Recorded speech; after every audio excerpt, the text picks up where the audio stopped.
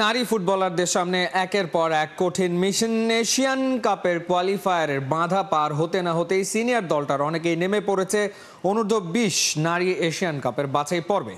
বুধবার ওদের প্রথম লড়াই স্বাগতিক লাওসের বিপক্ষে লাও ন্যাশনাল স্টেডিয়ামে বাংলাদেশের ম্যাচটা অনুষ্ঠিত হবে। ম্যাচ ভেন্যুতে বাংলার বাঘিনীরা মঙ্গলবার সেরেছে তাদের প্র্যাকটিস। প্রথম ম্যাচটাই স্বাগতিক লাওসের বিপক্ষে হলেও জয়ের লক্ষ্যেই মাঠে নামবে বাংলার মেয়েরা। লাল সবুজ বাহিনী এবারে পড়েছে আসরের এইচ গ্রুপে, যেখানে বাংলাদেশ ও লাওসের সাথে আছে দক্ষিণ কোরিয়া ও পূর্ব তিমুর।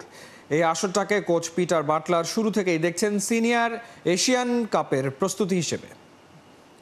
আমরা এখানে এসেছি এফসি কাপ কোয়ালিফাই করার জন্য, তো আমরা আমাদের সর্বোচ্চ চেষ্টা করব আমরা যেন ভালো খেলতে পারি প্রত্যেকটা ম্যাচে। Our goal is to make an impact. I think the most important thing is we know we're streets behind